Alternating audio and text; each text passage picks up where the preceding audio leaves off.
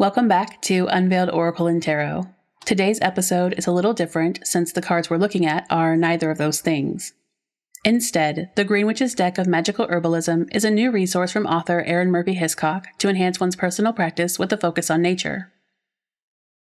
Apart from the exclusion of divination, in many ways, this set of cards is reminiscent of the Wild Alchemy Lab Astrobotanical Remedy deck we featured on the channel earlier this year.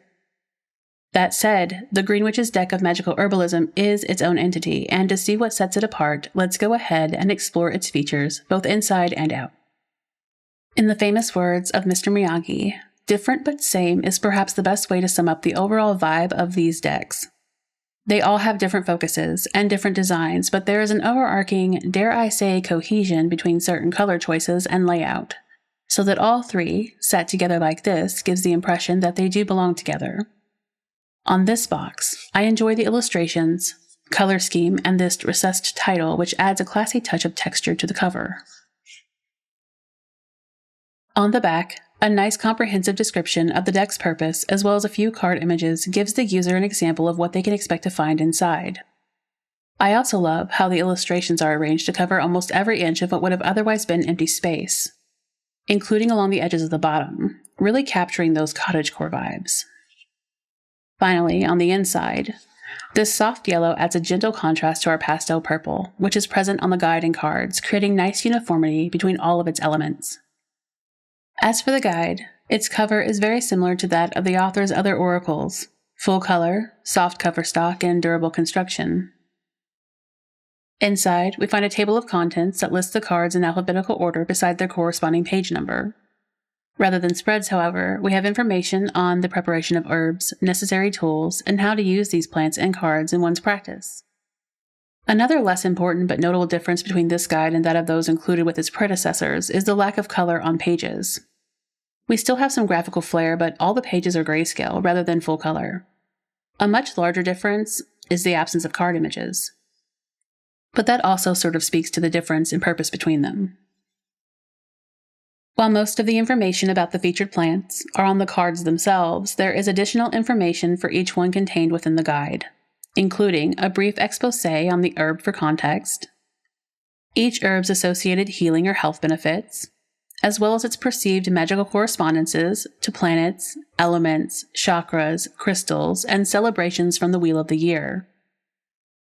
Finally, in the very back, there is something of an appendix by magical property, which makes it easy for users to determine what plants best suit their intentions, be it soothing indigestion or opening your third eye. Overall, we have a comprehensive companion to the information present on the cards, which we're going to go ahead and take a look at now. Starting with the basic, this may not be an oracle deck, but its oversized cards definitely fit the style of many, and indeed are the exact same size and cardstock as those found in the author's other decks. Of course, sizable cards means we get these massive illustrations of each plant. Now, much like the Wild Alchemy Lab deck I mentioned earlier, these cards are double-faced. One side presents the herb, as well as its common and scientific names, and its properties, in this case, magical. Flip it over, and we get to the even gooder stuff, which, on this card, is a recipe of sorts for a room spray, including its materials needed, instructions, and a bit of plant history. As you can see, absolutely no divination components whatsoever. That said, I do feel this could be a companion for either of these, or perhaps any tarot or oracle cards. Tell me how you would use these cards in a comment. For now, let's go ahead and explore the rest of the deck.